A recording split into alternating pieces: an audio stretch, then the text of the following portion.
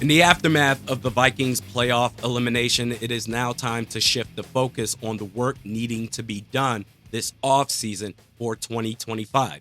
In the coming months, we are going to have tons to talk about as far as how to best shape this roster, free agency, the draft. Today's focus is going to be changes needed in-house, with this video being brought to you by BetUS Sportsbook and Casino. We'll get to players and position groups a little bit later in this video, but I want to start with KOC. Talked about this last night. When it comes to his play calling, he doesn't know what he's doing. I would say 98% of the play calls for this team offensively are either screen passes or the long developing pass plays with nothing in between. Sure, we've got the intermediate field open, but we don't really care about that. And it's been so glaring, so obvious. And now it's reached a point where it's gone beyond layman's observation. And the Vikings fan police, they're not going to like this at all. And I challenge the Vikings fan police to try as best as you can to spin this. Okay, Randy, you're just a YouTuber. You don't know ish about ish. You're not in NFL locker rooms. You don't know what it is that you're talking about. Okay, fair enough. Let's go to someone who is in an NFL locker room, whose job it is and was twice this year, not just last night in the wild card round, but also in the regular season, whose job it is and was to prepare for the Minnesota Vikings offense. Michael Hoke, defensive lineman for the LA Rams, spoke with Jordan Rodriguez of The Athletic postgame and talked about their, being the Rams, their preparation versus the Vikings offense, saying, quote, "You watch their tape all year where they have a lot of success is deep developing routes. We had a plan for it. We knew that we were going to have time to rush. For us, if you look at when we played the Seahawks with Geno and even Josh Allen, we get a lot of quick game, meaning short passes, quick passes. We knew this week that this was our opportunity to not get so much quick game. We had a really, really tight and really, really good rush plan. We just went out and executed. Screens and the home run plays. We knew it. The Rams knew it. Not only did the Rams know it, they used that information as a benchmark to prepare against KOC and his offense. Three things this, to me, highlights about KOC as an offensive play caller.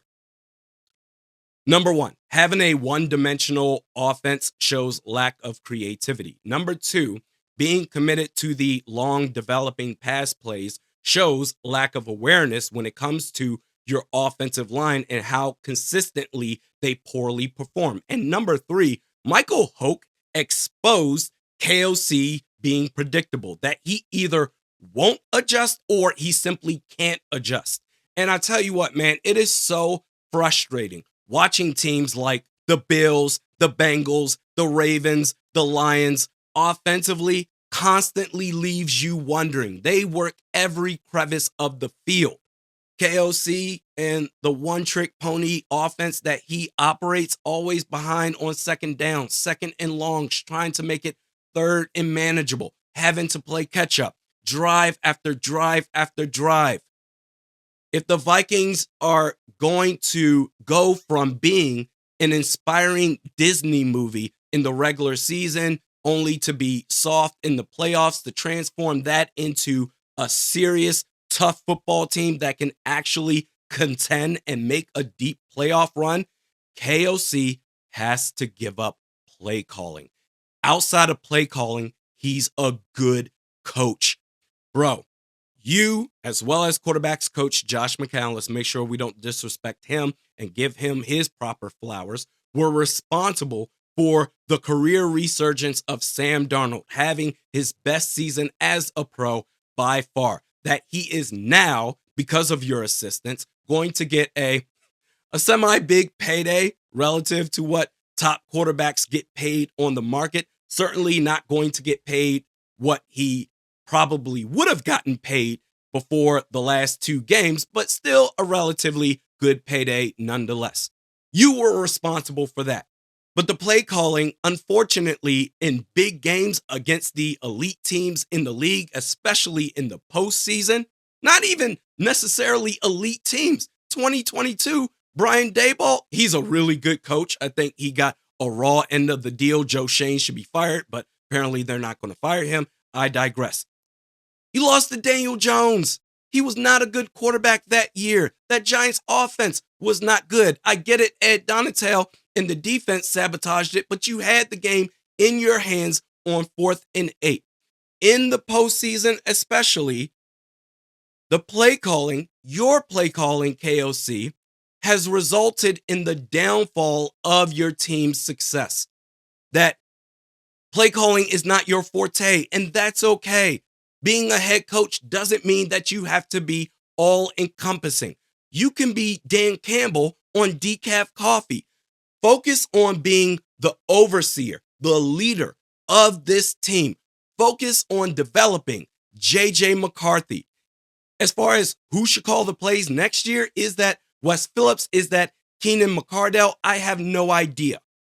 But I know it should not be KOC if you're trying to win championships and being true contenders. You can't do it with KOC calling the plays. Nick Sirianni doesn't call the offense in Philly. Sean McDermott does not call the defense in Buffalo. Dan Campbell doesn't call the offense in Detroit. Dan Quinn does not call the defense in Washington. But guess what? They've all made it to the second round of these playoffs. I understand that you got brought up in the Sean McVay coaching tree, and maybe you're trying to duplicate his success, but you're not Sean McVay, and that's fine. Just be you. Sometimes we get overloaded with responsibilities beyond our bandwidth that we have to outsource those responsibilities. I believe, KOC, that has to be you. Bet US Sportsbook and Casino. New customers get a 150% bonus on your first deposit up to $2,000. Promo code YouTube150. Going to the in-house changes that I believe needs to be made, and talking about players, positional groups with $70 million in cap to work with, as well as the draft. Interior offensive line. Obviously, you need 2 players at least. Really, you need to make upgrades with 3. But this offseason, you can only make so many upgrades in one offseason, at least 2 guys. That is a center and a guard. I don't want to see Garrett Bradbury or Blake Brandel again. Running back. I'd be open to bringing back Aaron Jones on a team-friendly deal to be the RB2, but you need to make an upgrade for the RB1. Interior defensive line, at least 2 players. Safety and corners. And when I mean corners, I'm saying all of them, as many as you can. No amount of corners are too much for this roster. Safety, because there's a chance that Hitman will retire and Cam Bynum might cost too much money. At cornerback, if the money is right, I would bring back Byron Murphy Jr. just because of his versatility, and he had a pretty good year. Mekhi Blackman, he is hopefully going to be back next year fully healthy, but obviously that's not enough. Of the remaining pending Vikings free agents that I'd like to bring back, realistically speaking, if you can't bring back Aaron Jones as the RB2, bring back Cam Akers. As much as I would love for the Vikings to re-sign Patrick Jones, he's going to command a little bit too much money for the Vikings to offer. They have more pressing needs to spend big money on. And lastly, Ryan Wright.